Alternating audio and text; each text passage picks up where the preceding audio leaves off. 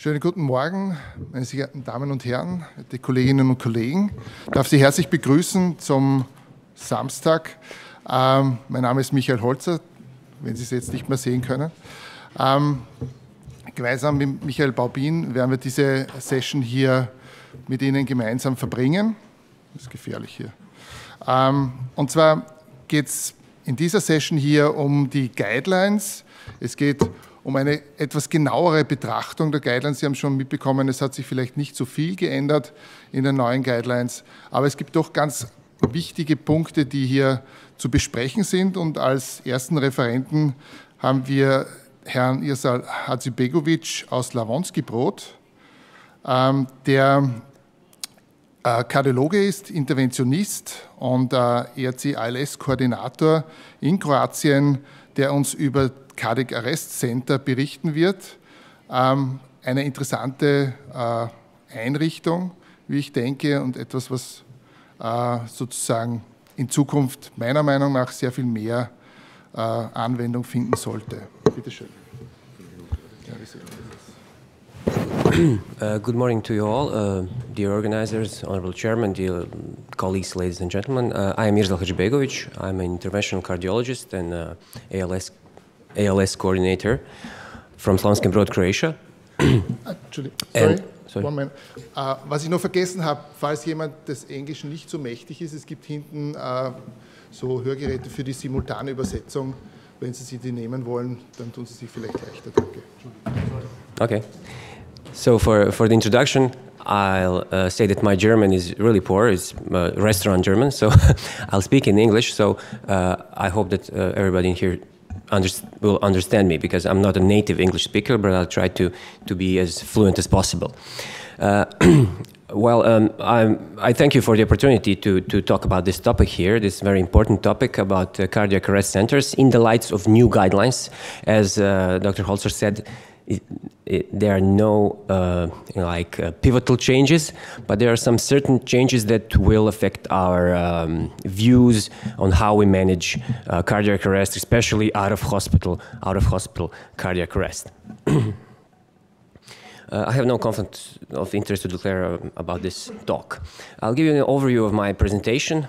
First, I'll talk about the out-of-hospital cardiac arrest, the incidence, causes, eventual prevention and management. Please don't rise up. It will not be boring. It will be just a close summary, a small summary, and it will be linked to my talk about cardiac arrest centers.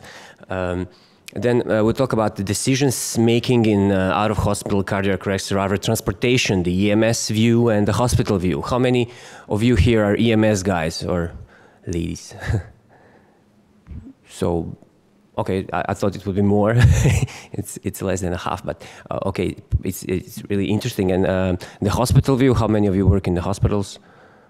It's more than a half. But as I understand, there are differences in certain European countries. Sometimes the EMS service is linked with hospitals, like in Austria, but in Croatia is not so. So we will also talk about that.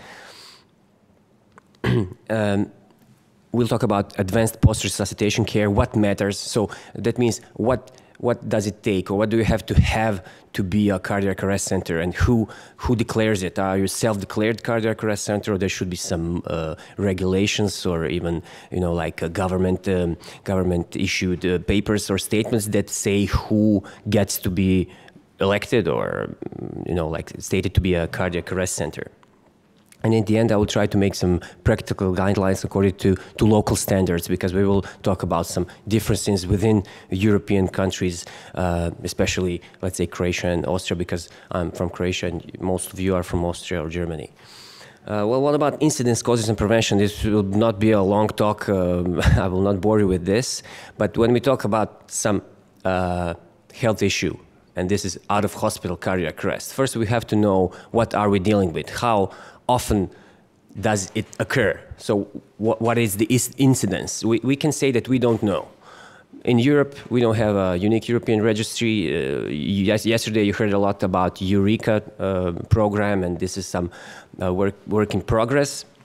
And there are lots of variations, like within European countries, the incidence range from 20 to 120 cases of out-of-hospital cardiac arrests per 100,000 patients a year. So that huge variation probably isn't because of, I don't know, some people in, let's say, Czech Republic or Slovakia are sicker than people in Croatia or Austria. But it's the matter of uniform definition. How do we define out-of-hospital cardiac arrest? And let's say that up to date, there is a certain consensus about what could be defined as an out-of-hospital cardiac arrest that we should register as an out-of-hospital cardiac arrest. And that is something that is done within this Eureka project that you've heard from England and other speakers yesterday.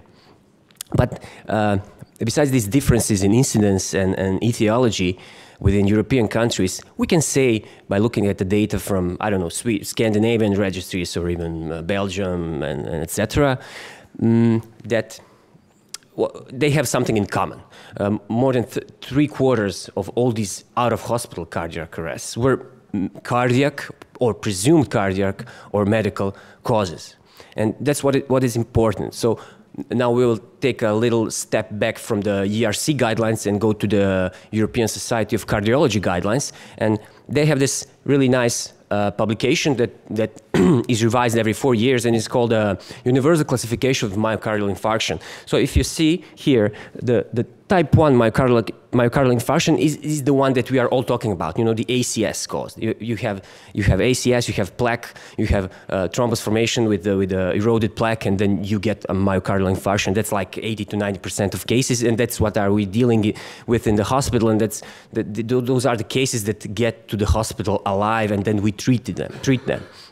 You have all this other stuff. You have secondary myocardial infarction very often if you use high-sensitive troponins today, and it's a really ongoing debate on this secondary myocardial infarctions, and a lot of people coming into our cath labs with no coronary artery disease or no significant plaque burden. And then you have these PCR or CABG-related myocardial infarctions. But what is interesting is the type 3.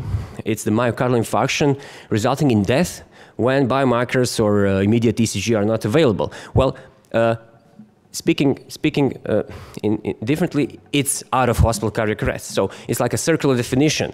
Out-of-hospital cardiac arrest is mostly type 3 myocardial infarction in more than, let's say, 75 or 80% of patients.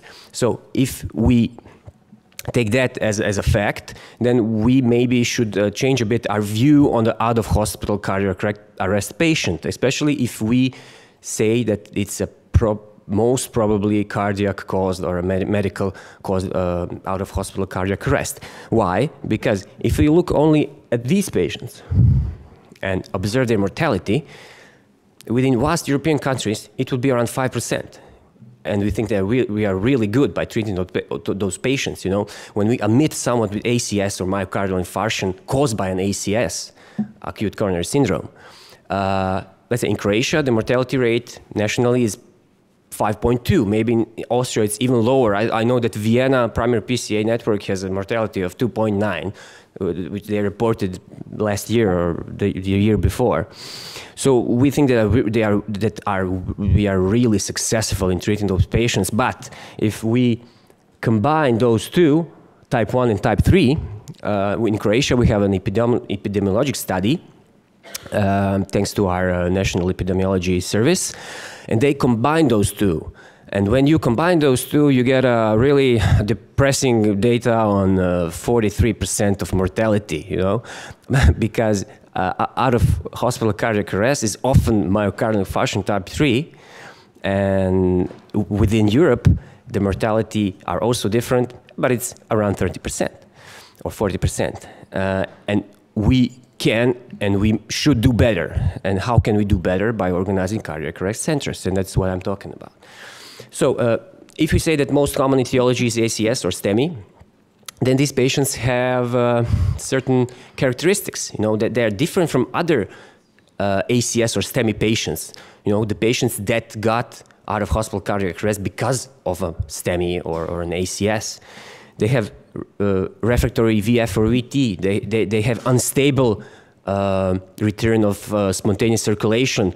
There is a lot of debate of ongoing CPR in patients with out-of-hospital cardiac arrest. They are admitted to hospitals and then transferred to the cath lab. So this is also something that we should talk about. There's prolonged CPR.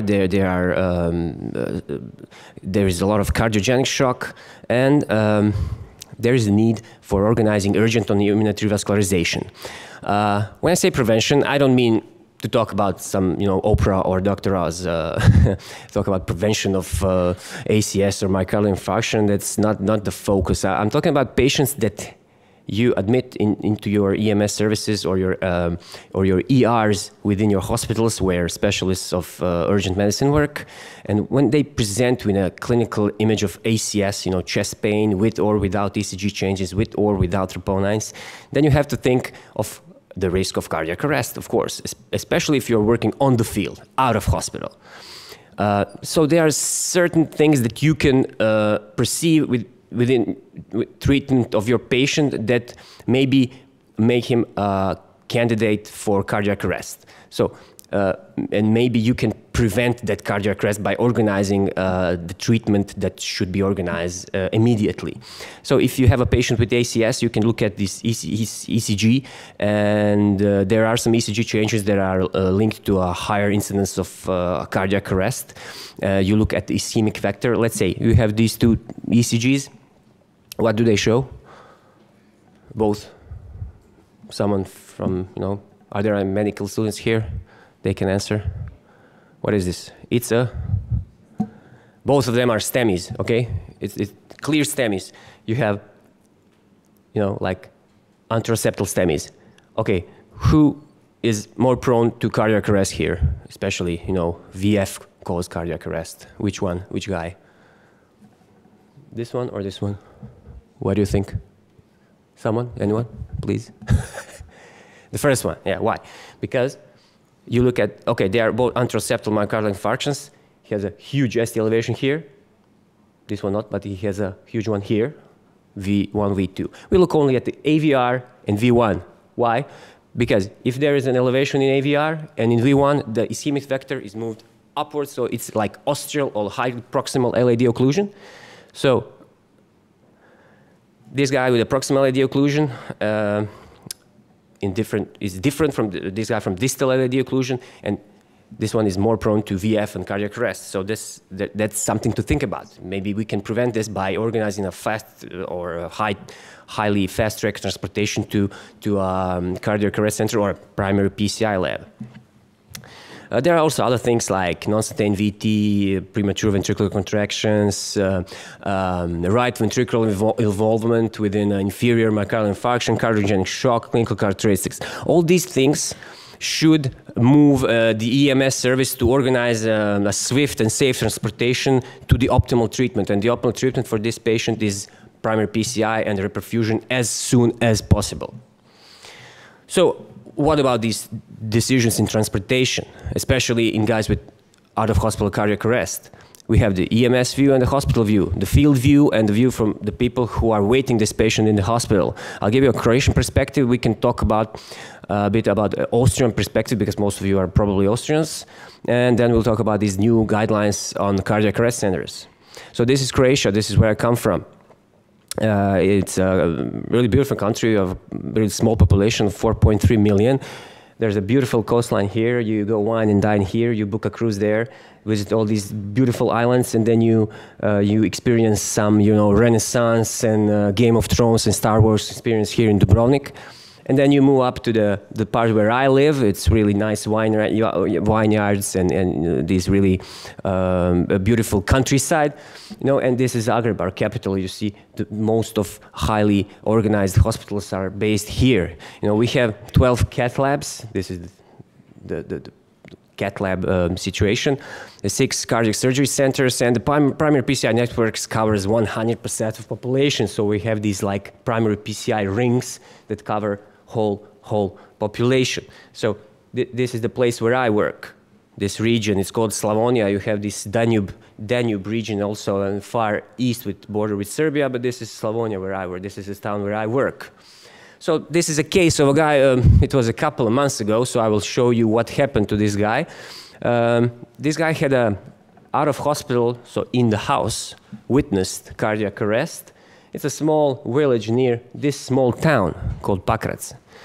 And the EMS got really quickly. He was resuscitated by his family until the arrival of the EMS because of the telephone guided CPR. And the EMS got established ROSC after 15 or 20 minutes of resuscitation. And the post-resuscitation ECG did not show elevation. But this was a 62-year-old guy with a history of arterial hypertension with a post-resuscitation ECG of diffuse, like a broader QRS and a diffuse ECG changes with an AVR elevation. So let's say probably left stem ischemia.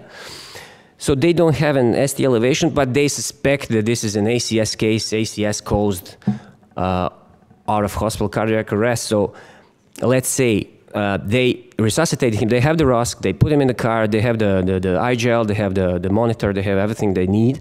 And so they're in front of the house in the vehicle, and now what? What to do with this guy? What are the options for the driver and the doctor in the EMS car? You have the local hospital, which is like 5 minutes away. They have only just general ICU, no CCU, no PCI, no targeted temperature protocol, no hemodynamic support, just a small local hospital.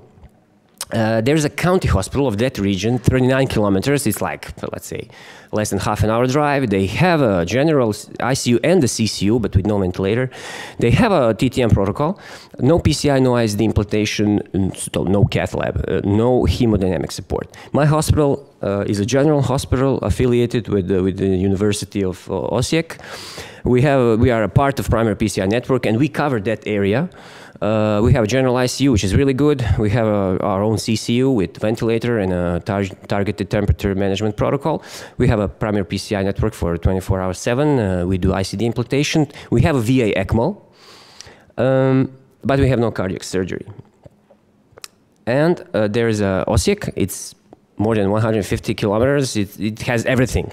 And also Zagreb is 150 kilometers. And you have 3 hospitals that have everything you need. So, who would transfer this patient here?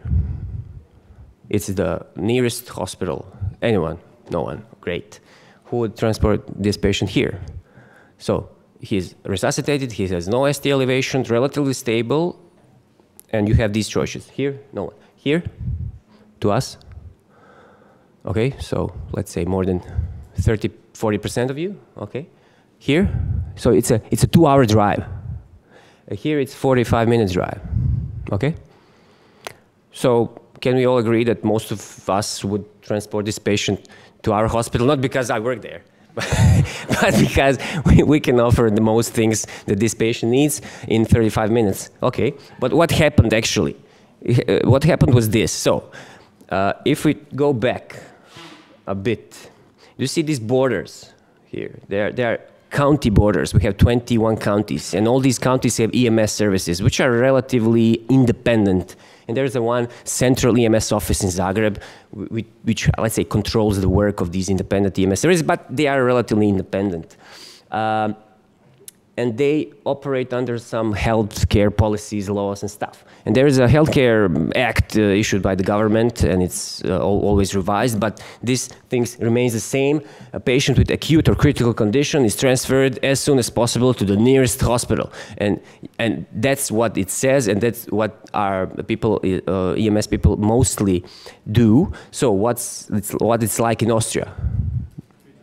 It's not like this. Okay, so happy for you.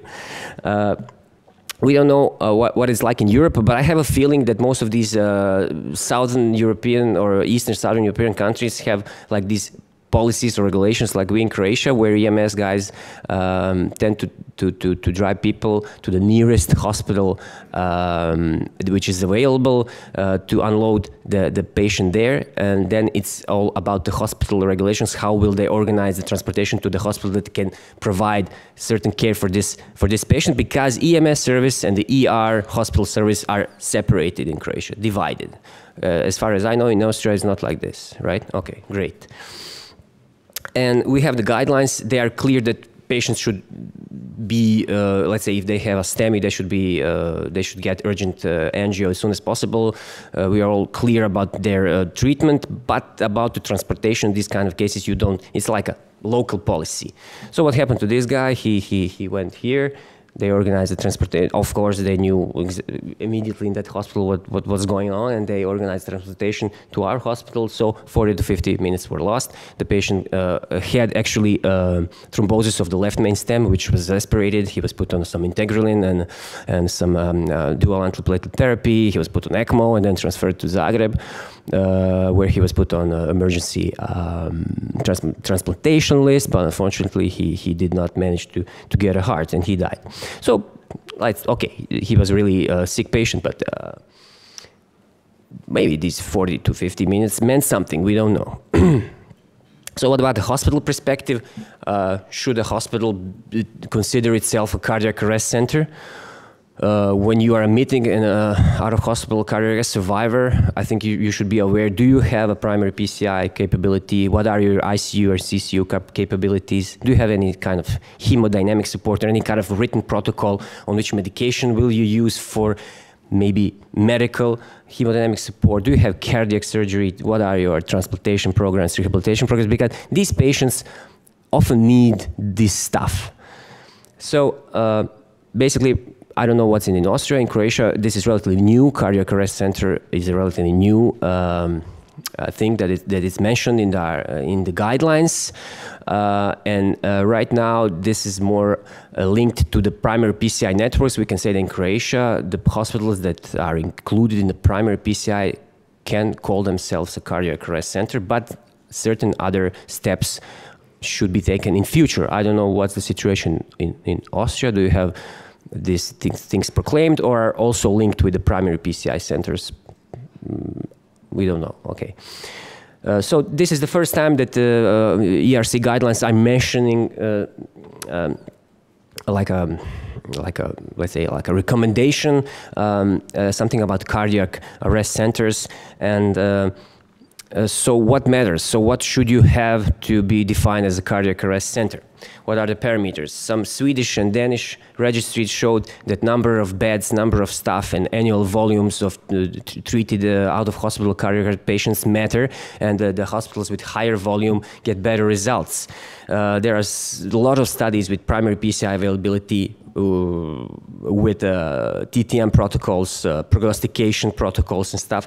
But if you look at all the studies, the non-biased data, we can all say that these two things came up, you know, because of what I was talking about earlier, because out-of-hospital cardiac arrest is, in more than 75% of patients, is basically an ACS or a myocardial infarction type 3. So basically what you have to have is a primary PCI availability 24/7, and there are studies that are showing that you have to have a TTM protocol that, and Dr. Holzer will talk about that later on.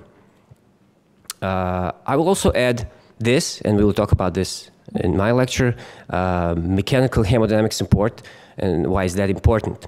So let's talk about PCI. So about STEMI. If you have a cardiac arrest patient, he's resuscitated, you have a ST elevation, no doubt about it. He should go directly to the cath lab.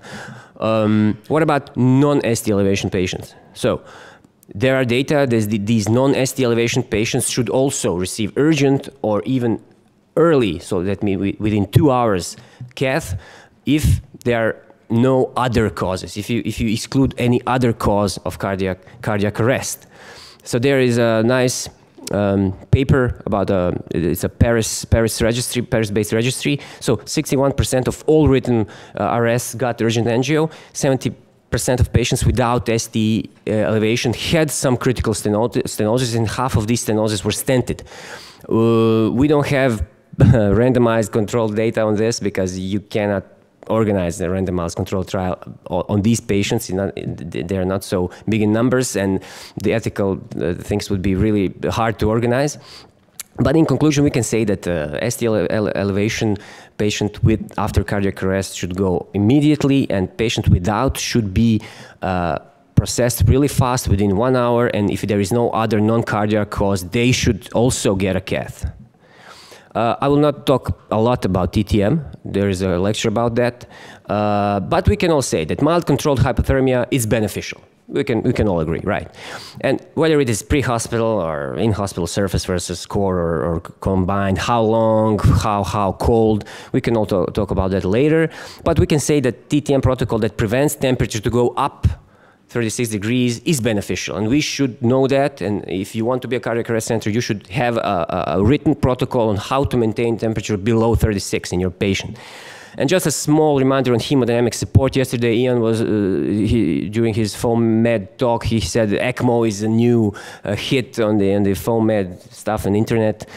Yeah, because 30% of ACS patients complicated by cardiogenic shock are cardiac arrest survivors. We have intra-aortic balloon pump that recent New England study showed that have limited benefit. Axial flow catheters like Impella, they sound nice. You know, it's a catheter that you implant like a pigtail from the aorta through the aortic valve into the ventricle, and it has a propeller system. It pumps blood from the ventricle and goes up to the catheter, and it has small holes and pumps it back into the ascending aorta. It's a good idea, but it's really expensive and too temporary, just for a couple of hours, and many of our patients need that much longer. You have a left atrial femoral artery bypass. It's tandem heart, limited experience, requires transseptum puncture. It's a bit complicated. You cannot put it on the field. And there's VA ECMO. You can put it on the field, in the cath lab, in the CCU, promising results in shock, all kinds of shock, but it failed to solve the hemodynamic puzzle in STEMI, in cardiogenic shock. Why? Because in STEMI, in cardiogenic shock, you need circulatory support, that's ECMO, and you need LV support. So you need something to support the circulation, and you need something to unload the preload of the ventricle during the cardiogenic shock. So the solution would be combination therapy, but that's way too expensive. You know, you can implant a guy an ECMO and an Impella, and only that would cost, I don't know, hundreds of thousands of euros. So by solving this hemodynamic puzzle, we will certainly reduce mortality in cardiogenic shock or these cardiac arrest survivors, and that's something that cardiac arrest centers should consider.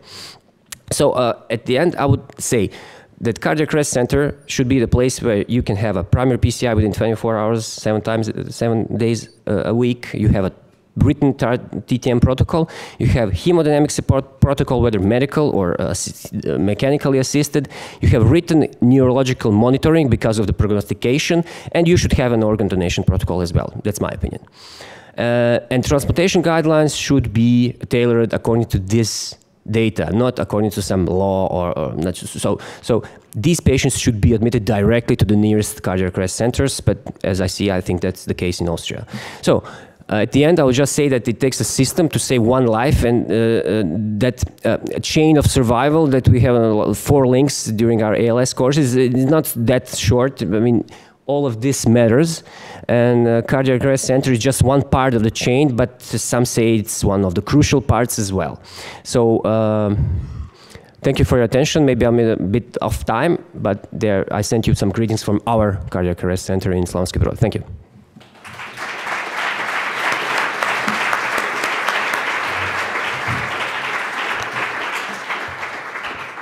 Thank you very much for your very interesting lecture. Gibt es jetzt Fragen aus dem Auditorium zu diesem Thema? Are there questions? No questions? Bitte schön. Momental. So if we could, and if we have the option, should we take every patient after out of hospital CPR immediately to the cath lab, or would you transfer them to an ICU first and have the hospital organize that? Well, we have I can tell you my personal experience from my hospital. We have a written protocol about that. So if a patient coded and you have a successful resuscitation on the field, during that, let's say, drive to somewhere, I think there is enough time to record an ECG. If it's an elevation, then no, okay. But if there is no elevation, then you consider other things. So you consider what are options that this patient has a non-cardiac cause. I think that during this short management of the patients in your car, you are in 80 or 90% of cases pretty much certain whether it is non-cardiac or cardiac. So if you say this is probably a cardiac, male in his 60s, previously healthy, then I think this patient should go immediately to the cath. If there was a non-witnessed case of cardiac arrest, prolonged resuscitation, dubious neurological outcome, dubious etiology, then this patient should be submitted to the ICU. There should be a written protocol on how to exclude any other cases, how to see what are his maybe future neurological outcomes, and then within 2 hours maybe organize a cath for this patient, or maybe wait for the see if he's hemodynamically stable, how his neurologic response will be. This prognostication protocol comes into light, as I mentioned. So if his prognostication protocol shows that he's probably a good neurological survival with a good neurological response, then within this hospitalization a cath should be done. So these are 3 cases of this cath lab admittance. So immediate for STEs or non-STEs with most probable cardiac cause, within 2 hours for those who are witnessed but not so clear, so you have these 2 hours to see what it could be, and you can wait for these other patients, which are 10 or 20% of patients. You wait, you see how will they go. If they go well, then they should get a cath before they leave the hospital. That's our protocol. Weitere Fragen? No one Thank you, Irzal, for your great presentation. Okay. 2 short remarks. I think the pre-emergency status is a very important thing we should consider at the scene, whether the patient to be transported in a long-distance cardiac arrest center or not. Ethical issues, nursery home, and things like that. One point. The other point, cardiac arrests have the same situation as stroke, polytrauma, and there are stroke units. In the regions, patients had to come to stroke units. Polytrauma is the same, and the same should be for cardiac arrests. Yeah. So we have to build up cardiac arrest centers with experience. I totally agree. Jetzt noch weitere Fragen? Ich hätte noch eine kurze Frage. Is it also possible to do a sort of 1 hour protocol for TNT elevation in patients with non-ST elevation myocardial infarction after cardiac arrest to get a little bit more information on those patients?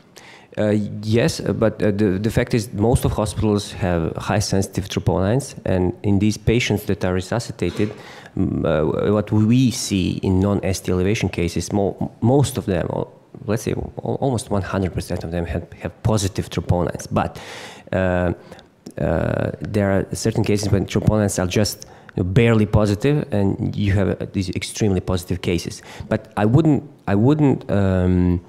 base our strategy of whether someone should get a cath on when should he or she get a cath based on these troponin levels. Not.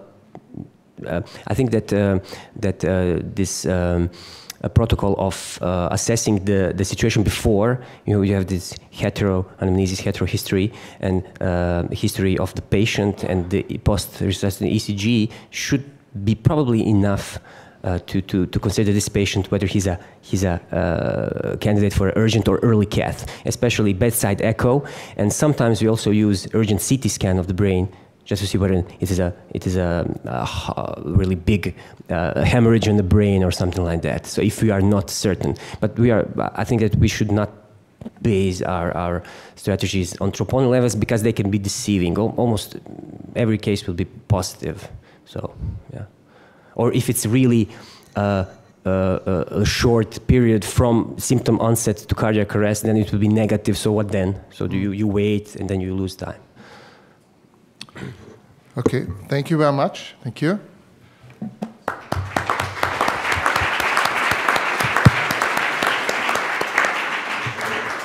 Wir kommen zu unserem nächsten Beitrag heute. Da geht es um den Stellenwert von Adrenalin, und ich darf Annette Severing aus Eisenstadt begrüßen.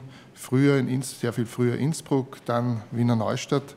Jetzt leitet sie die Anästhesie im Krankenhaus Eisenstadt, war maßgeblich beteiligt an einer Studie, die Adrenalin mit Vasopressin verglichen hat. Bin schon sehr daran interessiert, wie der Stellenwert von Adrenalin heutzutage zu sehen ist. Dankeschön. Ja, grüß Gott. Freue mich, dass ich hier sein kann, falls Sie mich schlecht verstehen und ich nuschel, weil dazu tendiere ich manchmal einfach gleich aufschreien, dann wird es wieder besser. Also mein Link zur Notfallmedizin ist ganz klar jetzt das Krankenhaus Eisenstadt. Davor bin ich jahrelang nicht Notarzt gefahren. Dort haben wir allerdings sogar 2 Notarztstützpunkte, einen NEF und einen NRW. Muss also jeden Monat 62 Notarztdienste besetzen. Nachdem mir das nicht immer gelingt, fahre ich jetzt fleißig wieder selber. Und das nach vielen Jahren und muss sagen, so schlecht ist es ja gar nicht, wenn man es eine Weile nicht gemacht hat. Finanzielle Interessen habe ich logischerweise keine. An Adrenalin verdienen wir wahrscheinlich alle nichts. Aber ich habe eine dunkle Vergangenheit, das kann man schon sagen. Also bei mir gibt es eine Vasopressin-Vergangenheit. Also